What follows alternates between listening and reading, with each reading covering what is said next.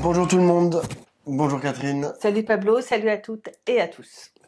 Petit débrief de la semaine qu'on va consacrer bien sûr à ce qui s'est passé, ce qui se passe depuis mardi, depuis le meurtre de Naël par un policier. Euh, il y a eu 3 jours de révolte dans les quartiers populaires notamment. Alain Berthaud nous disait que ça se passait, il avait recensé plus de 120 villes dans lesquelles il y avait eu Dans des la mouvements de midinale que tu as mis en révolte, ligne dans la midinale que j'ai mise en ligne hier. et que donc tout le monde On peut peut aller voir. voir, exactement. Euh, 120 villes, c'est énorme. C'est notamment plus qu'en 2005, où Alain avait recensé 90 villes dans lesquelles il s'était passé des choses et genre, il y avait eu des mouvements de révolte. Euh, Justement, bon, je vais te poser la première question pour lancer ce débrief. Euh, Toi, quelle relation, quelle différence, quel point commun tu vois avec ce qui s'est passé en 2005? Bah, l'évidence, c'est, enfin, il y a une apparence de continuité. Bon, c'est une révolte des cités populaires à la suite de la mort de jeunes, Josie Adebouna. voilà, en 2005, et là Naël par des policiers. Mais je pense que en gros, c'est presque tout ce que je vois comme rapport. C'est exagéré en disant ça parce que, mais enfin, quand même, aujourd'hui, le contexte politique est extrêmement différent, l'ampleur est différente, la localisation de cette action est différente, peut-être sa politisation est différente. Alors, si on décline, déjà, c'est assez différent du point de vue de sa localisation, puisqu'en 2005, c'était que les quartiers populaires et qui avaient été touchés dans les quartiers. Les jeunes étaient peu sortis et non seulement c'était même pas toutes les villes. Par exemple, en région parisienne, la première couronne n'avait pas été tellement concernée. C'était vraiment les quartiers les plus périphériques de la région parisienne. C'était vraiment une révolte des gens qui vivaient la ségrégation urbaine de façon très violente et le racisme qui était au devant de cette révolte qui était contre un enfermement spatial et raciste. Là, c'est plus tout à fait la même chose. C'est-à-dire qu'on a vu que les jeunes qui agissent le soir ne restent pas forcément dans leur cité. Pour une part, il y a ça, mais pour une part, ils se sont enhardis d'une certaine manière, alors qu'en 2005, ils restaient dans les quartiers où ils avaient la maîtrise du territoire. Là, ils sortent, et ils sortent pour attaquer notamment les commissariats, c'est-à-dire que c'est très ciblé. On a dénombré plus de 25 commissariats. Moi, j'habite Bagnolet, mais il n'y a plus de commissariat à Bagnolet. Voilà, comme ça, l'affaire est faite. Donc, il y a 25 commissariats. En Seine-Saint-Denis, toutes les municipalités, toutes les mairies, pardon, ont fait l'objet d'attaques. Euh, les centres, enfin, les jeunes sont pas restés dans les cités, sont descendus dans les centres-villes. Donc, bon, moi je crois que l'occupation de l'espace public et le centre-ville, c'est le lieu de la politique. C'est-à-dire que c'est vraiment là, on s'exprime pour tous et à tous en tant que. Et donc, l'occupation de l'espace central, c'est vraiment très significatif. La deuxième chose, donc je dis le nombre, les cibles, hein, l'institution, alors la police, mais pas seulement la police, c'est tout ce qui semble s'apparenter à l'État, et notamment les mairies, euh, voire l'école. Et Les donc médiathèques. les Énormément de médiathèques. médiathèques, les théâtres. Mm. Là, tout à l'heure, j'étais à Fontenay-sous-Bois. Ils ont le théâtre qui est pas terminé, qui a été attaqué. Donc c'est vraiment comme si c'était des lieux de culture qui les excluent. Parce que c'est significatif, par exemple, que le cinéma, le grand cinéma de Montreuil, le cinéma Le Méliès, qui est un cinéma qui fait une programmation qui est assez générale, c'est-à-dire que tout le monde s'y retrouve, et à 5 euros la place, n'a pas été attaqué alors qu'il est en centre-ville et que toutes les boutiques autour, elles ont été défoncées, quoi. Et que la mairie a été l'objet aussi de tirs. Donc le Méliès a été protégé alors que d'autres lieux de culture ont été attaqués. Donc je pense qu'il va falloir quand même se dire que ce n'est pas le fruit du hasard. Tout ça ne relève. Enfin, il y a un message qui est envoyé sur ces descentes ciblées contre McDonald's, les commerces, les mairies. Donc c'est pour ça que il y avait eu une discussion en 2005 pour la caractérisation du mouvement et on se demandait à l'époque si c'était une jacquerie ou une révolte, voilà. Et je me souviens que Regard, on avait sorti un livre qui s'appelait Banlieue lendemain de révolte parce qu'on avait vraiment pris le parti d'affirmer qu'il s'agissait d'une révolte à l'époque. Euh, C'est-à-dire quand même déjà quelque chose qui avait à voir avec de la politique. Mm. Mais là, je pense qu'on a passé un cap. Et on a passé un cap aussi, à mon sens, donc je dis parce que les formes, l'expression, elle se fait dans l'espace public central, celui de tous, et elle se fait dans un moment évidemment particulier. Tout le monde voit bien que la société française est absolument épuisée de tensions dans tous les sens. J'ai lu dans un interview du maire de Grigny, Philippe Rio, qui donc dirige une des villes ou la ville la plus pauvre de France, et il disait une chose qui m'a frappée. Il disait les anciens dans sa ville ne peuvent plus la quitter au moment de la retraite, mais ils n'ont pas non plus les moyens de payer les loyers, et que c'est les jeunes qui aujourd'hui payent les loyers des retraités qui restent dans le parc HLM. C'est-à-dire qu'il y a quelque chose de l'ordre du rétrécissement de la vie avec ce poids que les jeunes ont de devoir porter les anciens qui n'ont pas assez pour vivre. Donc, évidemment, ça résonne avec la question des retraites, la question de la pauvreté, de la difficulté de vivre et tout ça qui est vraiment profondément présent. Le racisme. Là, j'ai vu que l'ONU vient d'épingler la France. Encore une fois. Encore une fois, mais là, pour dire il y a un vrai problème de racisme, notamment à l'intérieur de la police. Et enfin, surtout, je dirais la différence, c'est qu'en 2005, quand il y a eu l'établissement de l'état d'urgence, euh, je me souviens qu'il y a eu une manifestation contre l'établissement de l'état d'urgence. On était 300, mais selon les organisateurs. Hein. C'est-à-dire que vraiment, Il n'y avait personne. il n'y avait personne. Dans les 300, il y avait Arlette Laguillet, Christiane Taubira, Clémentine Autain. Et c'est tout. C'est-à-dire 3 femmes politiques qui n'étaient pas des grands leaders de partis, pas centrales dans l'espace de la gauche, et que le reste de la gauche n'était pas là. Et là, il y a quand même eu la marche à Nanterre, hein, où on a vu absolument l'ensemble de la gauche réunie, et qui quand même se marque en solidarité avec les jeunes et qui interpelle le gouvernement sur ce qui vient de se passer. C'était pas la situation du tout de 2005. C'est-à-dire qu'on est dans une situation probablement où la gauche est moins distante par rapport à cette jeunesse, et à l'intérieur même de la gauche, évidemment, je pense que le poids de la France insoumise compte particulièrement. Chacun sait bien que Jean-Luc Mélenchon a fait des scores très importants dans les quartiers populaires, hein, il y a un an tout juste, et que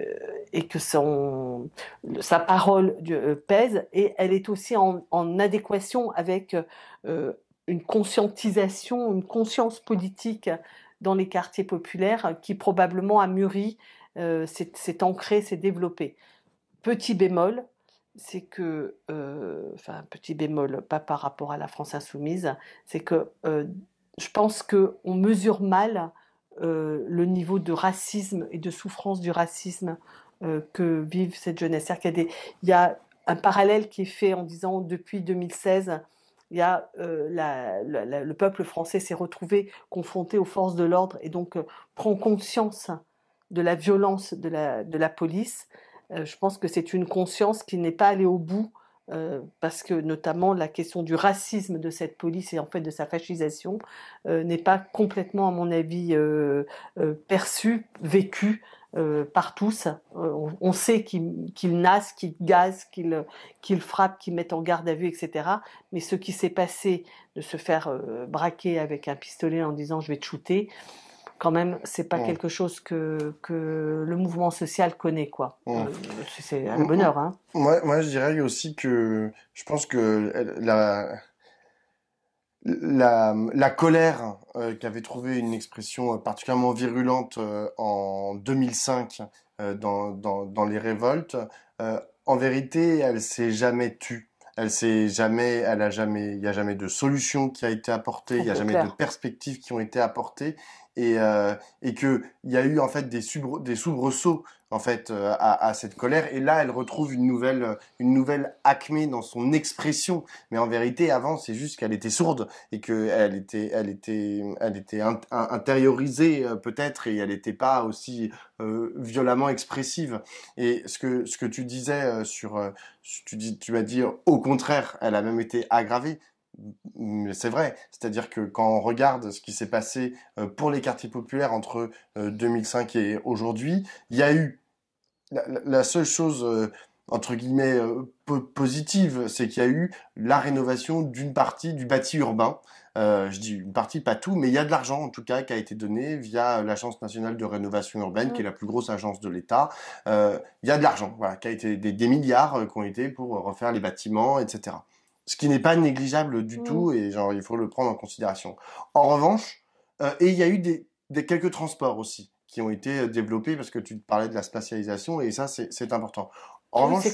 c'est clair que Mm, l'ANRU, moi, je l'analyse comme étant, au fond, une victoire de mm, cette révolte, comme les milliards après les Gilets jaunes. Là, en 2005, il y a eu beaucoup d'argent, 40 milliards qui ont été versés voilà. dans les quartiers populaires. Seulement, c'est bien sûr pas assez parce que il y a tout le reste, le fonctionnement de notre école, le rapport à l'emploi et au travail, le, le, le, le racisme. Et en fait, toutes ces choses-là ont été laissées complètement en jachère. Et si je prends par exemple l'exemple particulier du rapport à la police, qui sont en vérité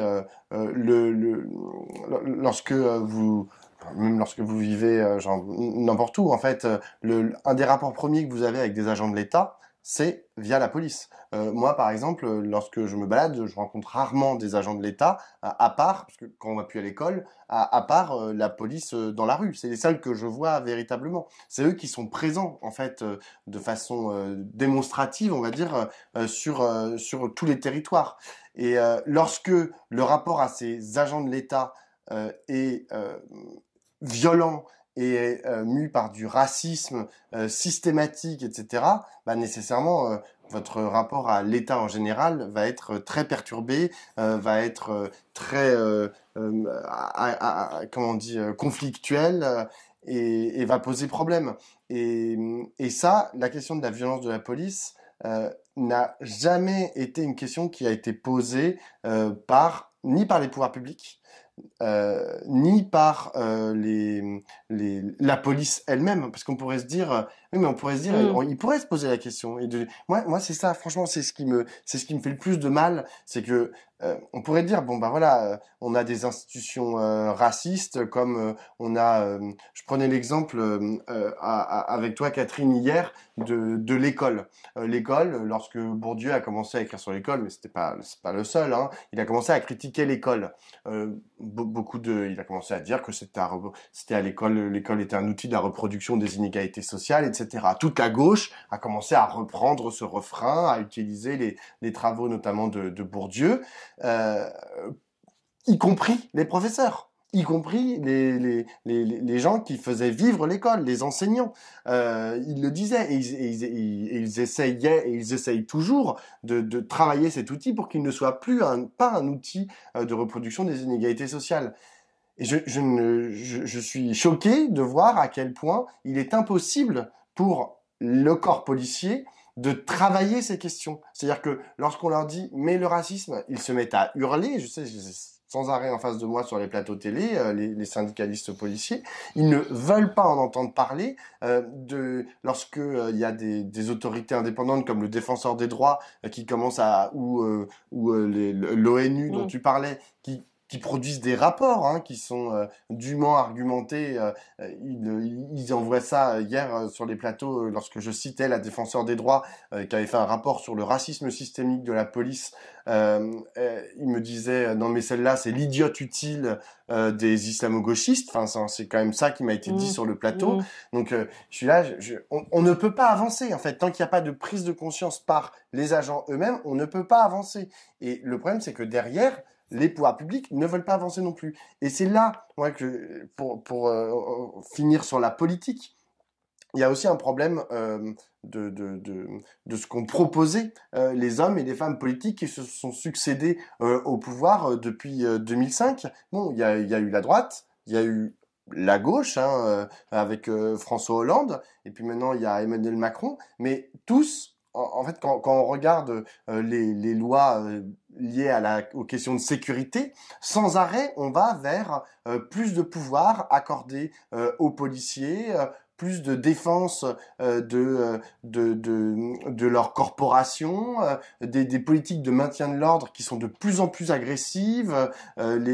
Notamment, on parle souvent de cette loi de 2017, en gros, qui permet aux policiers de tirer lorsqu'il y a un refus d'obtempérer. Enfin, je veux dire, qui augmente la possibilité de légitime défense, en fait, qui était octroyée déjà auparavant aux policiers. Et ça a été fait par un gouvernement de gauche. Ça a été voté par des députés de gauche, des députés socialistes. Donc, on se dit, enfin, j'imagine que les gens qui vivent cette expérience particulièrement traumatisante de la police au quotidien, parce que genre il y a toujours pas le Oui. récépissé au faciès. Oui, c'est Enfin, ça, c'est ce que j'allais te dire. Hollande, il a même renoncé à ça, tu voilà. vois. Donc, et quand tu vis tous les jours ces agressions de la police, c'est-à-dire un contrôle, moi je rappelle toujours, un contrôle d'identité, c'est une agression. C'est une agression lorsqu'il est systématique. Si tu en as un dans ta vie, ça va. Ça c'est mon cas en tant que petit blanc, etc. Ça va. J'en ai jamais eu, hein, mais j'en aurai peut-être un. Ça va pas être un traumatisme. En revanche, lorsque c'est toutes les semaines, voire tous les jours, évidemment, ça devient une agression du quotidien. Et en plus et généré en plus enfin par des ressorts racistes je enfin si personne en fait ne se pose ne prend à bras le corps cette question à l'intérieur de l'institution, moi c'est ça que on va pas y arriver. Non, mais j'ai plein de choses à dire sur ce que tu viens de dire. La première, c'est que concernant l'ANRU, je pense que c'est certain que c'est des moyens considérables qui ont été mis dans les quartiers populaires et que quand on gagne quelque chose et on n'en gagne pas tant que ça, on peut essayer de s'en parler, de le valoriser. Donc ces 40 milliards, c'est quelque chose qui n'a été fait nulle part au monde. Donc il faut en prendre la mesure. Moi, j'y vois cependant quelques problèmes. Le premier, c'est que ça met énormément de temps. Bon, vous savez sans doute que je suis architecte et urbaniste. J'ai des contrats pour l'ANRU qui ont commencé en 2007. Et peut-être qu'en 2026, ça sera terminé, c'est-à-dire 20 ans. C'est un truc de dingue, c'est-à-dire vous faites une concertation pour des gens, avec des gens pour faire un projet, et il faut qu'ils mettent 20 ans, c'est-à-dire que les jeunes ils sont plus là, c'est-à-dire que les gens ils travaillaient, ils sont à la retraite, ou ils sont partis, ils sont morts, enfin, c'est hors de proportion les délais. Ça, c'est la première chose. Et la deuxième chose, c'est que l'ANRU, ça s'est aussi traduit par des actions des fois extrêmement violentes. C'est-à-dire qu'il y a eu beaucoup de démolitions. L'ANRU avait fait, alors c'est un peu moins vrai maintenant, mais au départ, c'était vraiment un absolu. Il fallait démolir du logement social, c'est-à-dire qu'il fallait que les gens vivent l'espèce de trauma qui est la guerre dans leur cité, avec la démolition de leurs bâtiments, surtout à l'époque où on les faisait imploser en un jour, etc. Donc voilà, ce que je veux dire, c'est que l'ANRU, cette transformation, elle est un peu ambivalente. Je dirais un peu comme les 35 heures, bizarrement, tu vois. C'est-à-dire que ça a été positif et il y a eu beaucoup d'aspects qui sont quand même assez complexes hein, et qui ont été traumatisants. Mais la deuxième chose, surtout, que je voulais dire à propos de ce que tu as dit sur la police, quand tu dis qu'il faut travailler de l'intérieur de l'institution, moi je ne sais pas s'il y a une possibilité de travailler de Ouais. l'intérieur. Ça je sais. Non, mais le texte que tu m'as lu tout à l'heure, la déclaration de l'UNSA qui traite Et d'alliance, une ça alliance, c'est le l'UNSA même Alliance, syndicat maintenant. ouais, qui traite les jeunes, mais vraiment comme de la vermine, comme Des des nuisibles. nuisibles, enfin, qui les déshumanise complètement. Enfin, c'est affolant, quoi, ce texte-là. C'est un texte de pur facho, quoi. Hein. Mm. Est-ce qu'il y a encore parce que je sais pas moi s'il y a des ressources. J'ai vu dans les images comme ça qui sont passées, j'ai vu quelqu'un qui disait dissolution de la police. Et tu me Hum. racontais que les syndicats de police, ils menacent, ils sont menaçants Ah, ils avec le sont pouvoir. menaçants. Oui, oui, il y a ils font du chantage Mm. avec. Ils ont trouvé notamment qu'Elisabeth Borne et Emmanuel Macron et même Gérald Darmanin les avaient pas assez soutenus, notamment les premiers jours. Et donc hier sur les plateaux, ils étaient menaçants. Ils ont dit attention, si vous continuez comme ça, on va vous lâcher. Et c'est Mm. flippant en fait. Enfin, Mm. Mm. ils- Oui, oui, non, mais je pense que là, on est devant un problème qui, je sais pas si on est encore tout à fait dans le ressaisissement par le travail de conviction intérieure, etc. Moi, j'ai l'impression enfin, donc c'est quoi, une purge? ah bah oui. Bon. Ah ben non, mais je veux dire, alors le problème, c'est comment tu le règles, ce truc-là, comment tu le fais, et sur quelle base, et comment tu le motives. Mais en tout cas, là, il y a quelque chose qui s'est enquisté. C'est-à-dire le racisme, le fascisme, la défiance, le caractère anti-républicain, véritablement. Enfin, je veux dire, ils sont en train de menacer le pouvoir élu démocratiquement. Enfin, c'est incroyable, quoi, comme Bon. situation. Donc, moi, je sais pas. Je sais pas tout à fait comment on fait. Je pense qu'il faut évidemment une remise en cause de toutes les théories du maintien de l'ordre en France, toutes les techniques, plus de formation des policiers, tout ça, tout ça, tout ça. Je suis extrêmement d'accord avec ça. J'ai l'impression que le cap, il est un petit peu au-delà. C'est-à-dire que Bon. on est plus simplement dans une transformation par l'intérieur, par la conviction et par les méthodes, je dirais, les voies normales. Euh, Là, j'ai l'impression qu'on a laissé partir un truc qui nous met dans le mur, Ouais. quoi, qui nous met vraiment dans le ravin. Quand on regarde, par exemple, la composition des syndicats de police depuis le sortir de la Deuxième Guerre mondiale, au départ, c'était les syndicats qui étaient proches du PC qui étaient majoritaires, puis après, ils ont été proches du PS, et maintenant, franchement, ils sont proches de l'extrême droite, voire pire, voire Mm. encore plus à l'extrême droite. Hein. C'était Fabrice Risseputi qui disait ça sur Twitter. Il dit aujourd'hui, leur, euh, leur, euh, leur moteur se situe, mais vraiment, c'est-à-dire que à côté, Marine Le Pen paraît presque républicaine en fait, genre de ce que eux racontent, comme tu dis, avec les histoires de chantage, etc. Après, s'il faut purger tout le monde, pourquoi pas, hein, Je sais pas enfin, s'il faut purger mais tout le monde, j'en sais rien. En tout cas, ce que je veux dire, c'est que j'ai l'impression que le problème, il est plus grave on- que simplement mettre des moyens, réaffirmer les objectifs de la police républicaine, enfin, toutes ces choses qui sont oui, tout à mais fait après, nécessaires, mais je vois pas comment. il y a une Moi, complicité c'était en ça que fait. je pensais jusqu'à présent qu'il fallait Il y a faire. une complicité du pouvoir parce qu'il faut pas oublier que Christophe Castaner, qui avait été ministre de l'Intérieur, à un moment, il avait essayé de s'opposer Oui. aux policiers. Enfin, en fait, pas de s'opposer. Il avait fait une proposition qui était notamment les clés d'étranglement, etc. On va arrêter. Il a fait ça.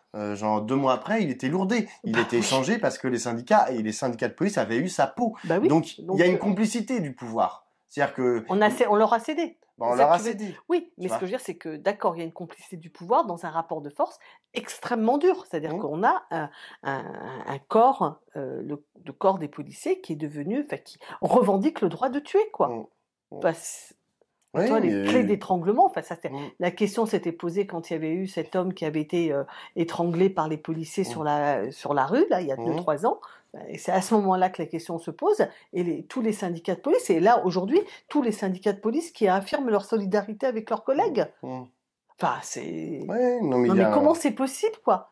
Enfin, je veux dire, le gars, il dit, je vais te shooter, et l'autre, il lui dit, shoot-le. Hum, Et ça, on peut soutenir ça? hum, Bah, c'est que là, enfin, en plus, si j'ai bien compris, c'est même pas un gamin complètement perdu dans la vie, quoi, le gars qui a tiré. C'est hum. un monsieur, c'est un daron, quoi. Il a 38 ou 40 ans.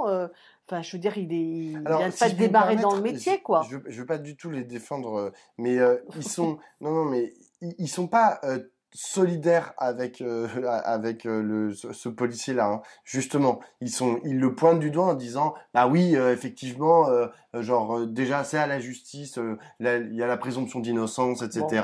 Bon, ce enfin, qui je veux dire, non, factuellement mais est vrai. enfin, bon. Et genre, Ouais, même mais si la enfin, ils plupart du temps arrêtent ils s'en pas. tapent. Oui, c'est ça, je voulais dire, Voilà. toute la sainte journée, ils s'en tapent Non, complètement. c'est vrai. Mais après, eux, ils se cachent derrière. la loi. Moi, c'est ça. Et la loi qui leur donne raison. Il y a des gens qui commencent à dire sur les réseaux sociaux, mais vous allez voir, il va être innocenté au nom de la légitime défense. C'est-à-dire qu'il ne va le policier. Et c'est des juristes hein, qui commencent à dire ça. Ils commencent à dire la loi est faite de telle manière, cette loi de 2017, elle est faite de telle manière que elle peut protéger vraiment de façon très extensible beaucoup d'actes qui pourraient nous sembler totalement problématiques, voire criminels, de la part des policiers.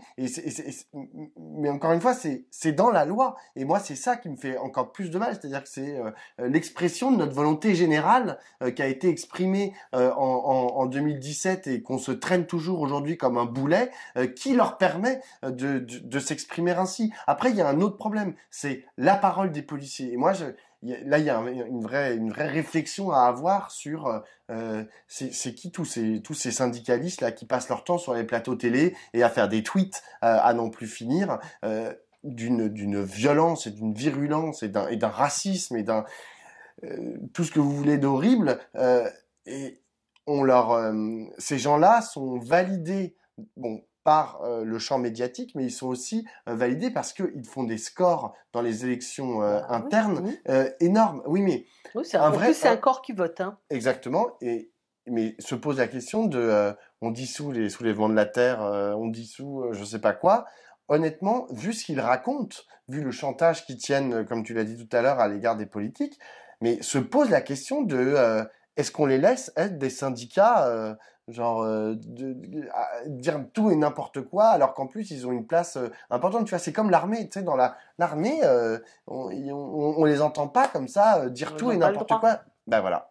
Ben, peut-être qu'il faudrait leur retirer ce droit Non, je de sais dire pas. n'importe quoi sur les plateaux télé, quoi. Je sais pas, parce que moi j'ai tendance à penser que la citoyenneté c'est plutôt un progrès, mais là en l'occurrence c'est qu'il faut rebâtir quelque chose de Mm. nouveau, quoi, hein. Et là, enfin en plus, je sais pas, le gouvernement est en train de visiblement de se laisser tenter par une solution de force.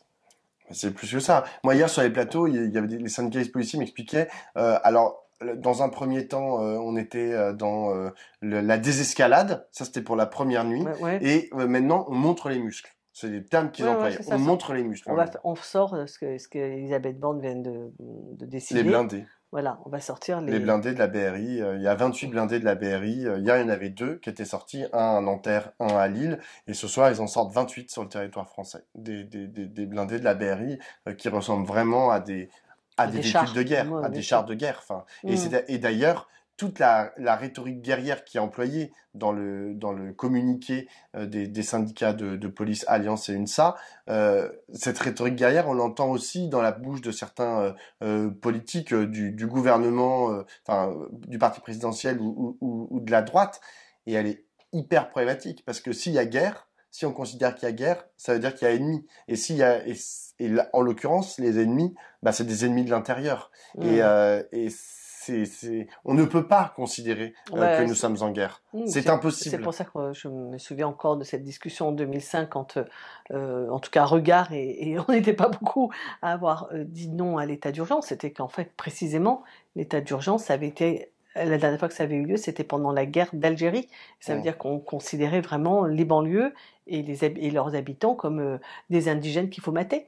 Mm. Voilà, donc c'était bien ça qui était pas, enfin qui était sous-jacent et qui était totalement inacceptable et Mais ce que qui est terrible, c'est qu'aujourd'hui, ça n'a pas changé. Ils sont toujours considérés de la même manière. Et on parle de la police raciste, du racisme dans la police et de la police raciste. Mais en vérité, c'est la structure même, les structures même de notre société qui produisent un racisme insupportable et qu'on n'arrive toujours pas à gérer, toujours avec de la ghettoisation, toujours avec des stigmatisations à tous les niveaux de la société, dans l'emploi, dans l'école, et puis des services dans la publics, police. des services publics tellement dégradés aussi, tellement des sous-services On- publics dans ces quartiers, c'est affligeant quoi ce qui se passe. Non, Vraiment. mais euh, il faut espérer parce qu'il y a aussi la question des appels au calme. De est-ce que ça Mm. sert à quelque chose d'appeler au calme? Et là, il y a des stratégies qui sont divergentes en Mm. fonction de l'étiquette des élus notamment. Euh, Pas simplement aussi d'être un élu ou de pas être un élu. Je pense que exactement. mais moi ça me paraît, ben, On en parle beaucoup tous les deux, cette question de l'appel au calme. Je pense que quand on est un élu, on n'a pas exactement la même fonction que quand on est un député, un responsable politique, un journaliste. Hein. On ne fait pas, on n'est pas là exactement pour pour les mêmes raisons. Euh, je comprends. euh, je dirais d'une certaine manière, les élus se le prennent en pleine poire, hein, cette affaire. Hein. C'est-à-dire que ils se battent toute la sainte journée pour avoir des moyens pour développer leur ville, développer leurs services publics, leurs équipements, etc. Et quand ils voient ce qui se passe, ils voient bien qu'il y a quelque chose d'absurde, tellement absurde que Mm, brûler une bibliothèque, brûler une école maternelle, enfin, c'est pas possible, quoi. mm, C'est un non-sens. Il y a mm. quelque chose d'absurde, complètement absurde. Donc je comprends qu'ils appellent au calme, et surtout qu'ils appellent au calme parce que d'une certaine manière, ils ont aussi peur que ça dégénère et qu'il y ait des blessés et des morts. Et franchement, c'est Mm. possible. Donc, Avec un problème, c'est que en fait, quand on dit appel au calme, on pense toujours à retour au calme. Et donc ça, c'est imaginer que la situation antérieure à mardi était une situation qui était acceptable. acceptable. Mm. Or, elle n'était pas acceptable. C'est-à-dire dans sa quotidienneté, la situation est inacceptable. Et donc et c'est ça qui est compliqué. Moi, j'ai discuté dans la marche à Nanterre avec à la fois des responsables associatifs, des mamans, des papas et des élus. Tous, comme tu dis, étaient très apeurés par la situation, très apeurés par les nuits qu'allaient arriver parce qu'ils avaient peur effectivement que ça dégénère, qu'ils pètent tout, etc. Euh, et en même temps, Apeurés pour leurs enfants. et pour leurs enfants exactement, et en même temps, il y avait mais qu'est-ce qu'on a à leur offrir d'autre en fait Mm. dans le temps à court terme, c'est-à-dire que cette colère elle a besoin elle a il y a aussi elle a aussi besoin de s'exprimer Mm. et aujourd'hui et d'ailleurs ça c'est peut-être une différence avec 2005. J'en parlais avec Mohamed Meshmash qui lui était assez le feu, a créé assez le feu et qui était très impliqué dans ce qui s'est passé en 2005 et qui me disait bah là c'est nos enfants en fait qui sont dans la rue, les enfants de De ceux ceux qui qui ont fait étaient ceux 2005, qui ont fait 2005 pas tout à fait, mais et bon. il m'expliquait la différence, pas tout à fait, oui, mais il m'expliquait la différence en fait entre le tissu associatif et la façon dont étaient tenus certains territoires en 2005 et aujourd'hui. Et aujourd'hui, bah, il me disait, bah, les gens ils sont plus sur TikTok, ils sont plus c'est beaucoup plus à la fois individualisé, tourné sur le monde ils vont pas dans les assos. Ça intéresse personne, d'aller dans les assos ou pas beaucoup. Et donc du coup, il y a les transferts générationnels, enfin les discussions, les dialogues intergénérationnels se font assez peu, même s'il y a du respect. Il disait moi là par exemple j'y suis allé depuis mardi, il va aller voir les gens etc. Mais tout le monde lui dit bon je te respecte, il n'y a pas de problème mais je vais quand même y aller en fait, je Mm. vais quand même aller brûler. Et il lui dit non machin mais non genre t'as raté. En fait ça fait toi 30 ans que tu te bats mais pour l'instant, tout ce que tu as fait, c'est un échec. Donc, maintenant, nous, on va faire notre technique. Et il a avancé aussi un autre argument. Non, c'était un de ses camarades qui était là aussi, qui a avancé un autre argument que j'ai trouvé intéressant. C'est que dans les anciennes générations des gens issus de l'immigration, ou de descendants issus d'une descendance issue de l'immigration, ces gens-là s'excusaient presque d'être français. Et enfin, c'est-à-dire que ils Mm. essayaient de montrer vraiment qu'ils étaient français, etc. Et donc aujourd'hui, on est sur des gens, c'est la troisième, quatrième, cinquième génération de Français. Et donc, ils ont plus à justifier qu'ils sont français. Ils sont Mm. français, tu Mm. vois. Mm. Et c'est pour ça qu'ils ont encore plus de choses en fait à dire au pouvoir et à l'ordre social et leurs revendications comment on dit, il les adresse de façon encore plus directe et sans prendre les pincettes que pouvaient prendre leurs parents, leurs grands-parents ou leurs arrière-grands-parents. Enfin, ceci étant, je pense que cet argument, ça fait longtemps qu'il est terminé. C'est-à-dire Mmh. que c'était plutôt l'argument des années 70, hein, quand on avait les luttes notamment de la main-d'œuvre, enfin des immigrés dans les usines, etc., qui essayaient de se faire accepter. Et à partir de 83, c'est ça qui a commencé à être remis en cause. Et c'est ce changement-là, à mon avis, que le Parti socialiste n'a pas compris. Dans les divergences à l'intérieur de la gauche sur le combat antiraciste, il y a ce basculement sur on est français.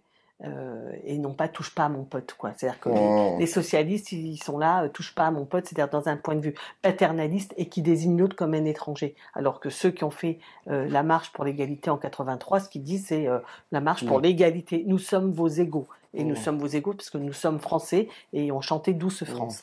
L'autre chose que je voulais dire aussi, c'est que dans les discussions que j'ai avec les élus, parce qu'ils sont quand même vachement secoués quand même les élus, et donc j'imagine qu'il y en a quelques-uns qui vont écouter aussi ce débrief, c'est que heureusement quand même, la chose qu'il ne faut pas perdre de vue, c'est qu'heureusement qu'il s'est passé que ça, quoi. Non mais franchement, je dis pas ça, les équipements qui ont été brûlés, les voitures qui ont été brûlées, ça, tout ça c'est absolument désolant, mais qu'il y ait une jeunesse qui se soit révoltée, qui réagissent. Qui réagissent. Je veux dire, si les mecs ils avaient accepté ça et puis ils avaient dit bon alors il y a quoi ce soir à la télé, non mais stop quoi. Je veux dire ça aurait été mais c'est enfin, lamentable, des veaux quoi. Non, on a des gens qui n'acceptent pas et vraiment c'est comme dirait David Dufresne, on n'est pas un pays qui se tient sage et c'est tant mieux. Voilà, c'est ça. Franchement, c'est quand même un socle pour pouvoir construire. La dernière chose, c'est qu'en effet, qu'est-ce qu'on a à offrir, hein? Parce que des solutions très profondes, alors du désenclavement, de la rénovation, des services publics, de l'égalité, de tout ça, ça c'est des grands... Agoras. Voilà, des agoras et tout ce qu'on voudra, tout ça c'est des grands projets politiques qui sont, on le sait, la question de la police, du racisme, c'est ça qu'il faut faire, c'est ça qu'il faut promouvoir et sur lequel il faut travailler sur le fond. Mais aujourd'hui, là, oui, il y a eu la marche et moi je regrette quand même la marche à Nanterre, c'est à l'initiative de la maire de Naël. Il y avait toute la gauche, mais c'est pas la gauche qui a pris cette initiative. Et les rendez-vous là sont des hommages, des rendez-vous délocalisés devant les mairies. Enfin, on est dans l'expression de la tristesse, du deuil, de la compassion. Je sais pas, peut-être que je me trompe, mais je trouve que... On est aussi dans la revendication, hein. Enfin, je veux dire, le pas de justice, pas de paix, les demandes de justice, les demandes dans les appels qui sont faits pour les manifestations devant les mairies, là. Bah, en tout cas, moi, dans la marche que j'ai faite à Nanterre, c'était le cas. Oui, c'est ça que je suis en train de te dire. C'est qu'en fait, il y en a eu une, elle a eu lieu le lendemain à l'appel de la maire, le surlendemain à l'appel de la maire de Naël, et c'était une marche blanche, et elle a porté cette revendication de justice pour Naël, etc.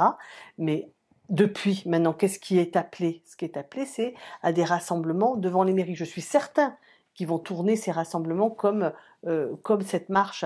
Mais la réponse politique que l'on fait, ce n'est pas une manifestation qui exige quelque chose, qui exprime notre colère. C'est-à-dire qu'on demande à la France insoumise d'appeler au calme ce qu'elle se refuse à faire, mais ça ne suffit pas de se refuser à appeler au calme. Il faut proposer quelque chose, il faut proposer...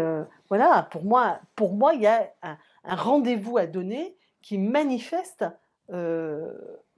une exigence, et l'exigence, c'est pas simplement la loi de 2017 qu'il faut abroger. Je suis d'accord qu'il faut abroger cette loi de 2017 qui est une loi scélérate qui permet de tuer, mais il faut dire qu'on est d'accord pour dire qu'il y a un problème maintenant qu'il faut régler dans la question de la police, qu'il faut se regarder en face sur les questions de racisme et qu'on appelle... Au fond, la dernière manifestation qu'il y a eu comme ça, c'est la manifestation qui avait été convoquée par le comité Adama en 2021, en 2020, juste après le Covid. Voilà, ça, il y a eu cette grande marche il y a 3 ans qui a dit ça. Et c'était aussi à l'appel du comité Adama. Il y avait, je pense, à France Insoumise et c'est tout. Et puis depuis là, il y a, enfin, je veux dire, franchement, pour moi, ce n'est pas suffisant. C'est pas que je suis contre le fait de faire des rassemblements devant les mairies, c'est que je pense que d'abord il faut leur donner une forme de visibilité nationale. de convergence, de manifestation, et qui soit à l'initiative des partis, des élus, des syndicats, des associations. Ça ne va pas, on ne va pas continuer comme ça, quoi. Ouais. On ne peut pas, il faut que ça s'arrête, cette affaire. Ouais. Bon, Bon j'espère voilà, que non voilà. mais On va ouais, terminer non, mais comme on est ça. affectés hein, tous les deux Oui, là, un enfin peu, ouais, beaucoup. beaucoup. Voilà, Allez, bon, mais voilà. à plus tard. Ciao.